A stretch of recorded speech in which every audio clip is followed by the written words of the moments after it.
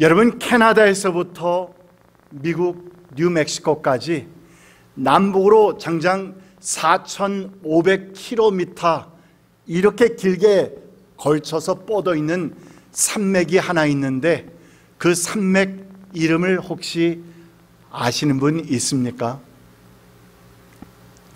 두 글자입니다. 예, 맞습니다. 로키 산맥입니다. 이 로키 산맥은 해발 3,000m에 수목이 자랄 수 있는 한계선의 지대가 있다고 하는데, 그런데 이 지대 나무들은 그 매서운 바람 때문에 곧고 바르게 자라지 못하고 하나같이 아주 재밌는 모습을 하고 있다는 것인데, 바로 무릎을 꿇고 있는 그런 모습을 하고 있다는 것입니다. 자신들에게 주어진 열악한 조건에서 생존하기 위해서, survive 하기 위해서, 살아남기 위해서 보이고 있는 아주 무서운 인내력의 모습인 것입니다. 그런데 흥미로운 것은 세계적으로 소리, 공명이 아주 가장 잘 되는 명품의 바이올린들이 바로 이 무릎 꿇고 있는 나무들로 만들어진다는 것인데, 한 신학자는 성도의 신앙을 이에 비유하면서 이렇게 표현한 적이 있습니다. 아름다운 영혼을 가지고 인생의 절묘한 선율을 내는 사람은 아무런 고난 없이 편안한 조건에서 지내온 사람이 아니라 온갖 역경과 아픔을 겪어온 사람입니다. 그러니까 인생에서 절묘한 선율을 낼 수 있는 사람은 아무런 고통 없이, 고난 없이 그냥 편안하게 지내온 사람이 아니라 인생 가운데서 온갖 역경과 아픔과 고난을 겪어온 사람입니다. 그러니까 이 어렵고 힘든 세상을 살면서도 누가 봐도 멋있고 아름다운 크리스찬의 삶을 살고, 또한 멋있는 신앙의 선율을 내면서 살 수 있는 사람은 그의 삶이 늘 평안하고 아무런 문제 없고 이렇게 저렇게 모든 것이 잘 되는 것 같은 그러한 삶을 살아온 사람이 아니라, 우리의 삶 가운데서 어렵기도 하고 힘들기도 하고 고통, 아픔, 역경 가운데서 신앙으로 주님을 바라보면서 이겨낸 사람, 바로 이 같은 사람에게서 나는 소리들이 바로 그 아름다운 선율이라는 것입니다. 오늘 우리가 말씀을 보게 되면 바로 오늘 말씀의 시편 저자인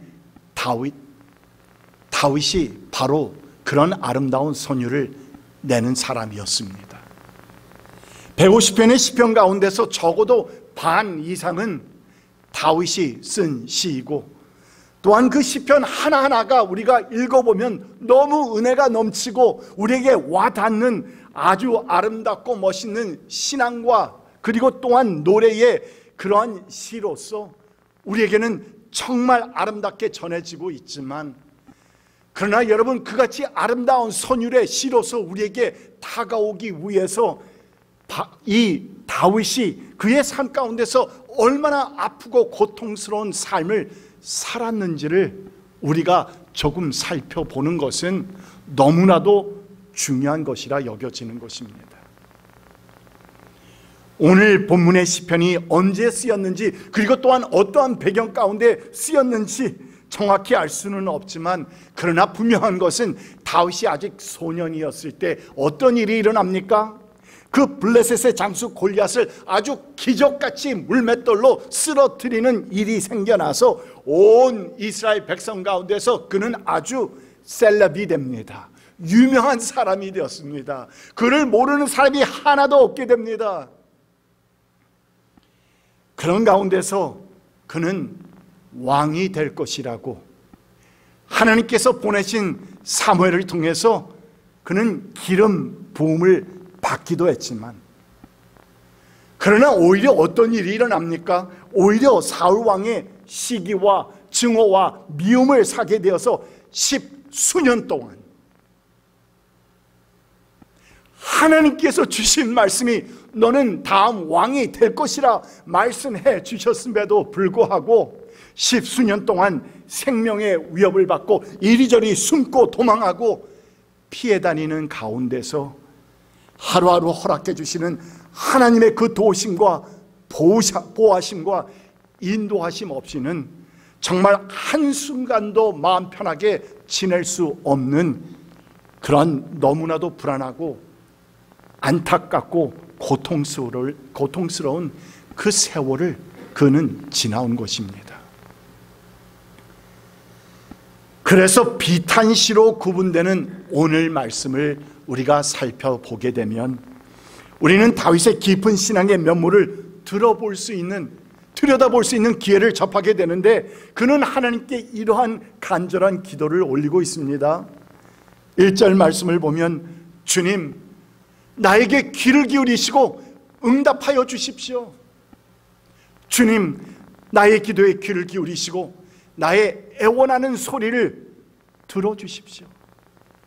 주님은 나에게 응답해 주실 분이시기에 제가 고난을 당할 때마다, 제가 아플 때마다, 힘들 때마다 주님께 부르짖습니다.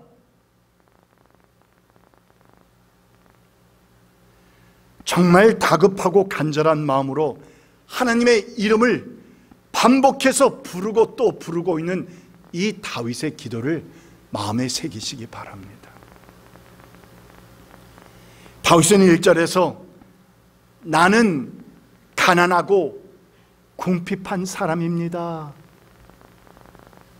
여러분 한번 따라해 볼까요? 나는 가난하고 궁핍한 사람입니다. 전혀 가난하게 느껴지지 않습니다. 나는 가난하고 궁핍한 사람입니다. 여러분, 여기서 궁핍하다고 하는 이 단어는 그 어떤 외압적인 환경에 의해서 나오는 것이 아니라 내 마음 깊은, 심령의 깊은 곳에서부터 곤고스럽고 또한 아주 고통스럽게 느껴지는 내면의 상태를 의미하는 단어입니다.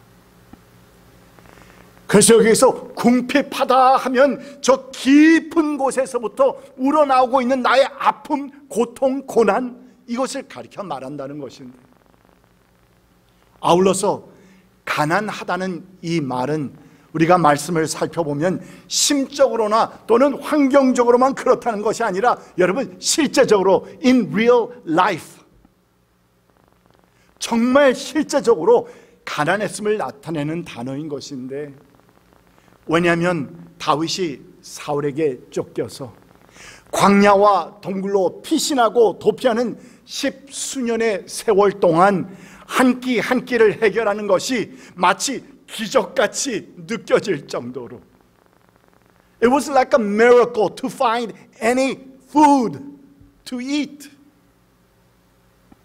정말 마치 기적같이 느껴질 정도로 그가 굶주리고 헐벗은 적이 한두 번이 아니었다는 것입니다.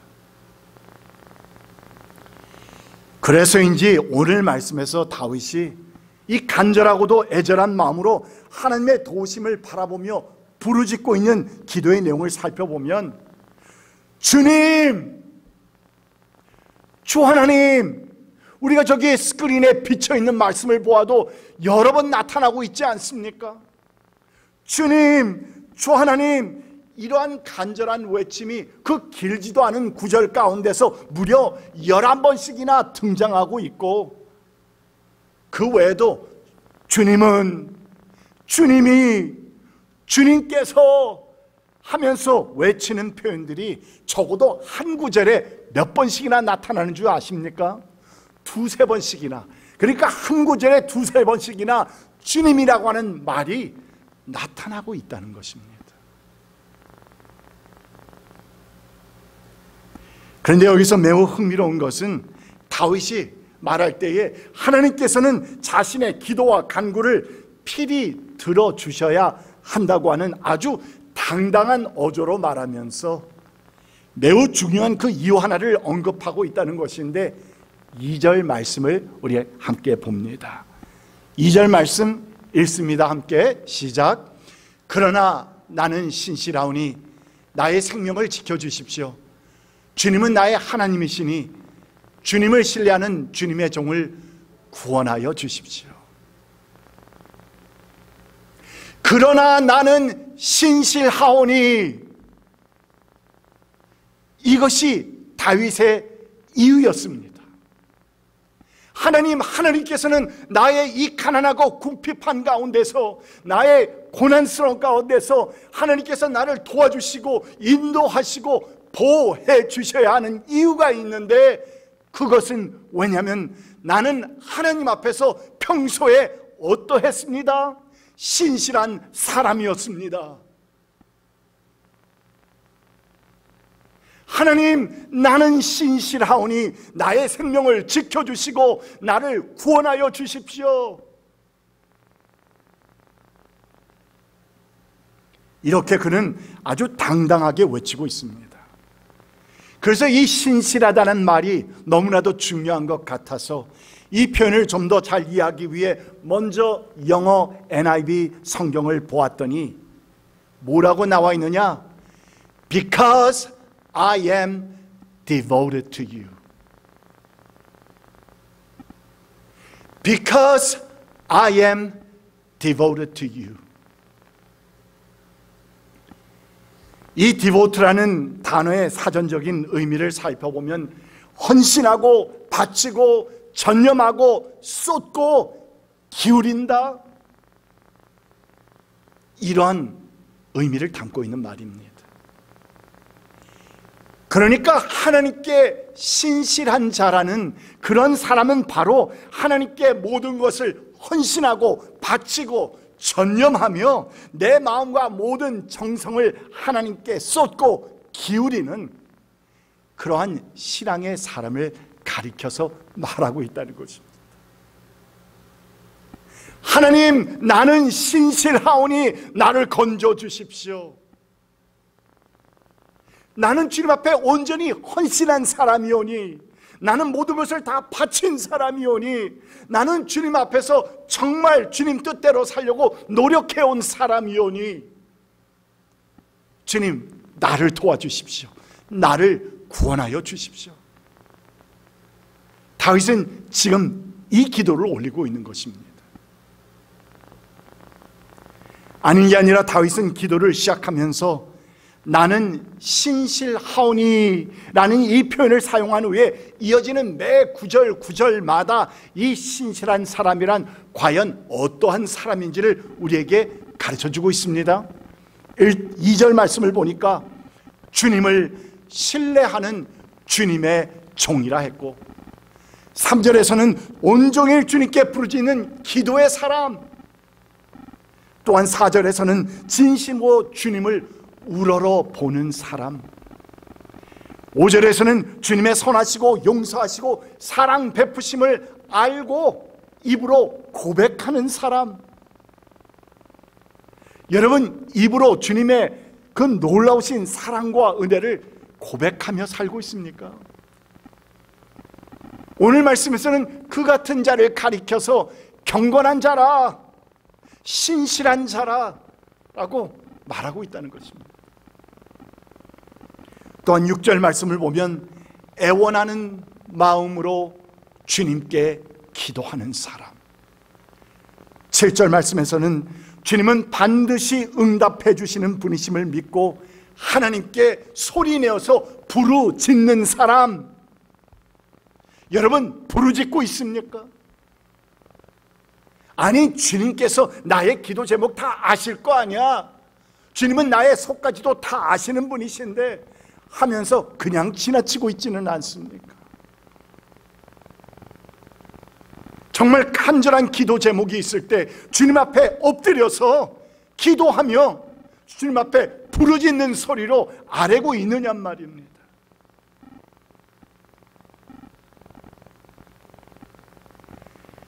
이같이 매사에 하나님을 바라보고 의지하며 사는 경건한 신앙을 가리켜서 말하는 것이 신실한 사람의 의미인 것인데, 아마도 그래서 개역개정 성경에서는 이 세 번역에서 나는 신실하오니라고 표현한 것을 뭐라고 표현했는 줄 압니까? 나는 경건하오니라고 번역을 했다는 것입니다. 그러니까 오늘 다윗이 하나님 나를 도와주셔야 합니다. 나를 구원하여 주셔야 합니다. 나에게 축복을 해 주셔야 합니다 하면서 그 이유 하나를 들고 있는데 그것은 바로 나는 신실하오니 였는데, 개역 개정 번역에서는 이 표현을 나는 무엇하오니? 경건하오니. 나는 경건하기 때문에 하나님께서 나를 돌봐주셔야겠습니다 하면서 그는 아주 당당하게 하나님께 기도하고 있다는 것입니다. 그러니까 이 인생의 고난과 혼란 가운데서 하나님의 각별하신 은혜와 도우심을 체험하게 되는 사람은 어떠한 사람이냐? 바로 평소에 하나님 앞에서 경건의 삶을 살아가는 사람이다. 이것이 오늘 말씀의 포인트인 것입니다, 여러분. 그래서 다윗은 이렇게 자신은 이때까지 하나님의 뜻대로 살아보려고 하는 경건의 삶과 신실한 삶을 열심히 내가 힘써 왔으니, 그러니 하나님께서 나의 지난 날들을 돌아보시고 살피시고 그래서 기억하셔서 크레딧을 주셔서 나의 어려움 가운데, 내 인생의 고난 가운데서 하나님께서 나의 구원자가 되어주셔야 합니다 하고 기도하고 있습니다.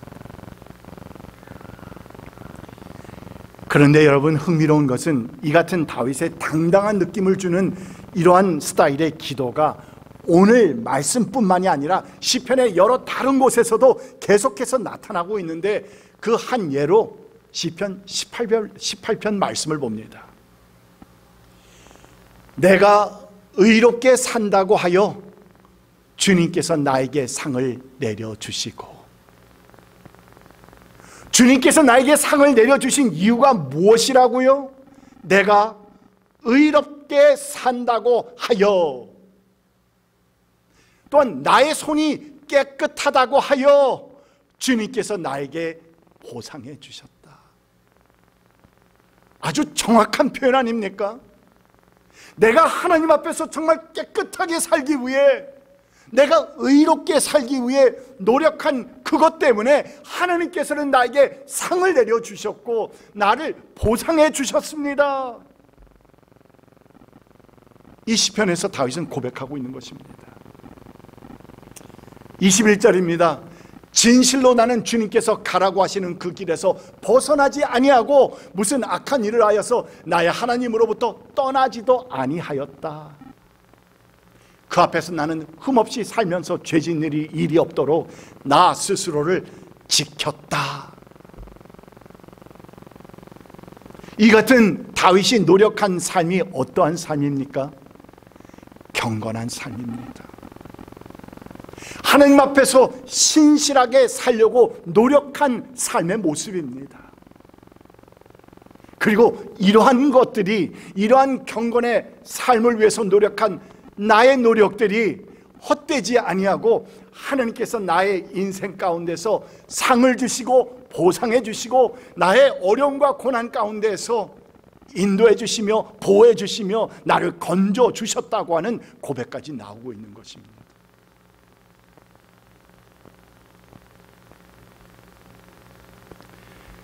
(24절) 말씀을 또한 잠깐 몇 절 지나서 봅니다. 그러므로 주님께서는 내가 의롭게 산다고 하여 나에게 상을 주시며 나의 손이 깨끗하다고 하여 나에게 상을 주셨다.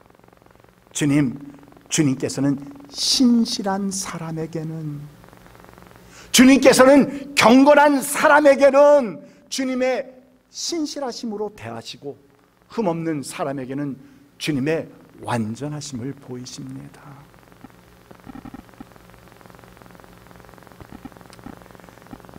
여러분, 무슨 말입니까? 물론 우리는 행위로 구원을 받는 것이 결코 아닙니다.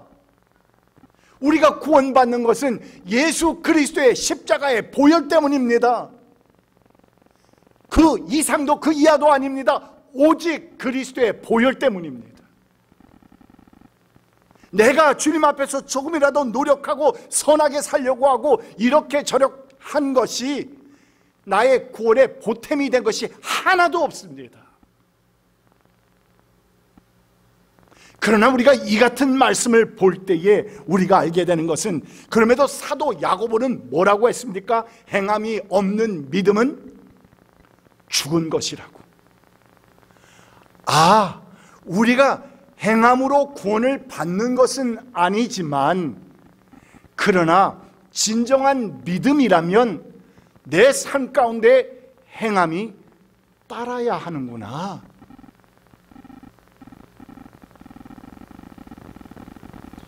또한 구약의 선지자 오바댜 역시 뭐라고 말했느냐? 내가 행한 대로 너도 받을 것인즉. 인과 응보 아닙니까? 내가 행한 대로 너도 받을 것인즉 내가 행한 것이 내 머리로 돌아갈 것이라. 사도 바울 또한 로마서 2장에서 뭐라고 말씀했습니까? 하나님께서는 각 사람에게 그가 한 대로, 그가 행한 대로 갚아주실 것입니다. 이렇게 말하면서 하나님 앞에서 경건한 삶을 추구하는 사람의 삶과 반면에 망령된 삶을 사는 그 사람의 삶에는 엄청난 차이가 있다는 사실을 우리에게 말해주고 있습니다.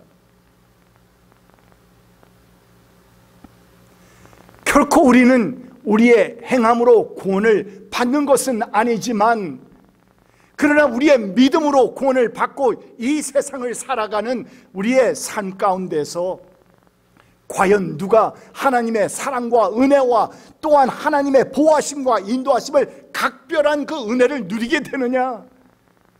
그것은 하나님 앞에 신실한 사람, 하나님 앞에 경건한 사람이 이 같은 각별한 하나님의 사랑과 은혜를 체험하게 된다는 말씀입니다. 물론 그날 우리 주님 다시 오시는 날 받게 되는 상급과 면류관도 달라지지만 말입니다. 이 같은 맥락에서 열왕기하 20장에서 나오는 히스기야 왕의 이야기 잘 알지 않습니까? 그의 기도의 내용을 보면 그가 39이라고 하는 나이에 병이 들어서 죽게 되었을 때 바로 그 같은 내용으로 하나님께 간절히 기도했더니 3일 만에 병이 나았을 뿐만 아니라 그의 생명이 몇 년이나 15년이나 더 연장되었던 것을 기억합니다. 그 말씀을 잠깐 봅니다. 그 무렵에 히스기야 왕이 병이 들어 거의 죽게 되었는데 아모스의 아들 이사야 예언자가 그에게 와서 말하였다. 주님께서, 다른 분도 아닙니다, 주님께서 이렇게 말씀하십니다. 네가 죽게 되었으니 내 집안의 모든 일을 정리하여라. 네가 다시 회복되지 못할 것이다.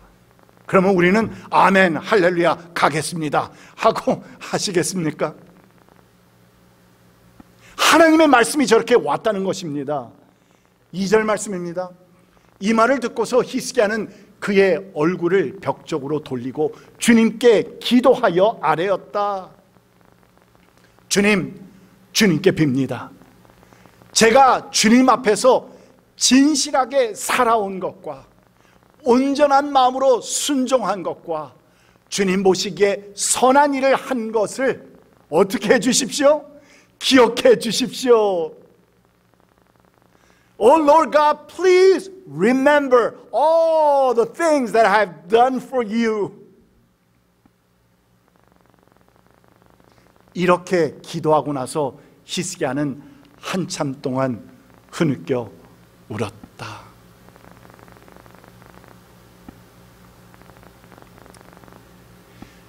여러분, 우리의 인생 가운데 엄청난 고난이 닥쳐오고 환난이 우리에게 닥쳐왔을 때 우리는 대체 무엇을 가지고 하나님께 기도하겠습니까? 다윗이나 히스기야나 성경에 나오는 하나님의 사람들은 오 하나님, 이때까지 제가 하나님 앞에서 살아온 저의 신실함과 경건한 삶을 살피시고 오 주님, 그의 크레딧을 주셔서 저를 도와주십시오.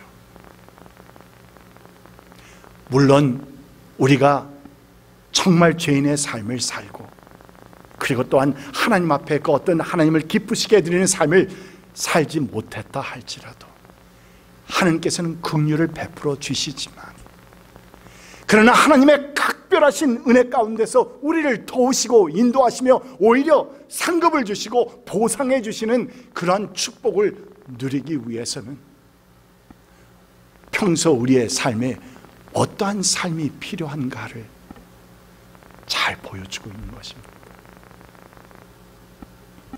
히스기야는 왕이 되자마자 선왕들이 세워놓은 우상들을 다 제거했을 뿐만 아니라 백성의 신앙을 정화하는 일에 앞장서서 하나님의 마음을 너무나도 기쁘시게 해드렸던 그러한 왕이었던 것인데, 여기서 히스기야는 지금 그러나 나는 신실하오니, 하나님께서는 이제 그 말씀에 내가 죽을 것이라고 다시 회복하지 못할 것이라고 말씀하셨지만, 그러나 주님 나는 신실하오니, 이렇게 자신의 경건하고 신실했던 삶을 하나님께서 기억해 주셔서 하나님의 뜻을, 그 계획을 돌이켜 주셔 달라고 간구하고 있습니다.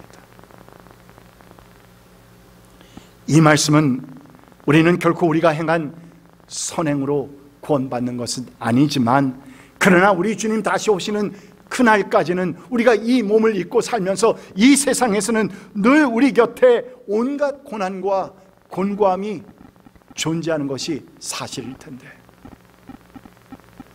그렇다면 우리가 하나님의 구원과 도우심과 은혜를 돕는 데 있어 평소에 하나님 앞에 보이는 나의 삶의 모습이, 나의 경건하고 신실한 그 신앙의 모습이 얼마나 크레딧으로 적용할 수 있는지를 마음에 새겨야 할 것입니다.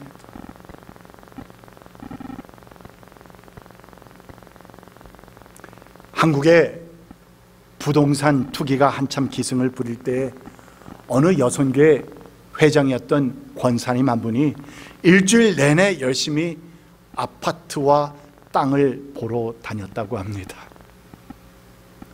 그런데 그분이 그 주일 저녁에 여선교회 헌신 예배 사회를 보게 되었는데, 그 주일 오후에도 너무나도 바빠서 어디를 돌아다녔다, 무엇을 보러 다녔다, 땅과 아파트를 보러 다녔습니다. 그러다가 저녁 예배 시간이 거의 다 되어서야 급히 도착해서는 사회를 보러 강단에 올라갔는데, 거룩하고 경건한 그 예배 모습으로 예배 부름을 낭독하고는 이제 찬송가 몇 장을 부르자고 하는 그 시간에 그만 말이 빛나버리고 말았다는 것입니다. 우리 시간 모두 찬송가 109동을 부르겠습니다 하고 외쳤다는 것입니다. 그러니까 지난 일주일 내내, 그리고 그 주일 오전에도 내내 예배 전까지 계속해서 아파트와 땅을 보러 다니면서 말하고 듣고 생각했던 그 아파트 몇 동이 그냥 입에서 나오는 것 아닙니까?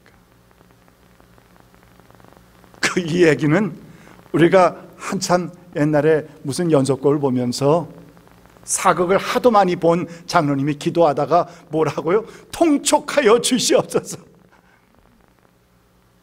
그런 것과 비슷한 것 아니겠습니까? 여러분, 참 경건의 삶은 평상시에 보여지는 우리의 참 신앙생활의 모습이어야 합니다. 그냥 갑자기 생겨나는 것이 아닙니다. 어쩌다가 생겨나는 것이 아닙니다.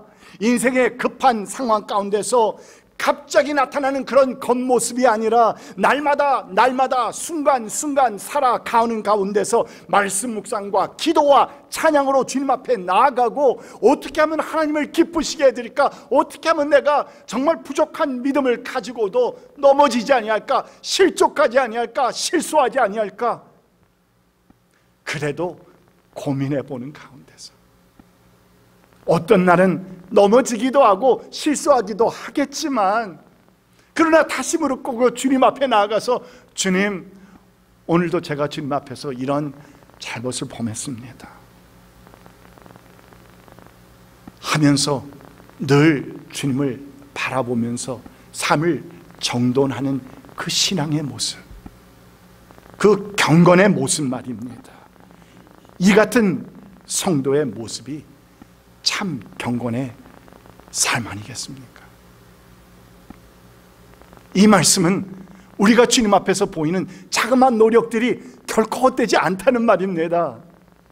오늘 여러분들께서 어떻게 이 성전을 밟게 되었는지 저는 정확히 모르지만, 아마도 이런저런 이유가 있어서 우리가 매 주일마다 주님 앞에 나오는 것이 어려운 분들도 있을 것입니다. 주님께서 다 이해해 주시는 분들도 있을 거예요. 그러나 그럼에도 불구하고 어렵고 힘들고 이런저런 상황 가운데서 내가 주님 앞에 예배 드리는 것이 가장 중요한 것임을 알고 있기에, 그 모든 것을 다 내려놓고 차선으로 돌리고 하나님 앞에 나아오는 것을 우선으로 여기는 그 자그마한 경건의 모습이 하나님 앞에서는 다 크레딧으로 쌓이고 있다는 사실입니다. 헛되지 않다는 말씀입니다. 그러므로 여러분의 인생과 또한 삶의 어려움과 고난 가운데서 하나님의 구원하심과 도우심과 또한 인도하심을 아주 각별한 은혜를 받는 사람이 되기 위해서, 나는 하나님 앞에서 신실하오니, 나는 하나님 앞에서 경건하오니 라는 자그마한 외침을 외칠 수 있는 경건의 삶을 추구하시는 여러분 되시기를 간절히 축원드립니다. 기도합시다. 귀하신 주 하나님, 감사합니다. 오늘도 예배를 통해서 주시는 말씀을 마음에 새깁니다. 이 말씀으로 한 주간을 살아가게 하시고, 오 주님, 우리가 주님 앞에서 보이는 자그마한 노력들이 결코 헛되지 아니함을 오늘 말씀을 통해서 다시 한번 확인했사오니, 오 주님, 도우시고 인도하시고 저희들의 마음을 살펴보아여 주시옵소서. 감사드리며 예수 그리스도의 이름으로 간절히 기도드립니다. 아멘.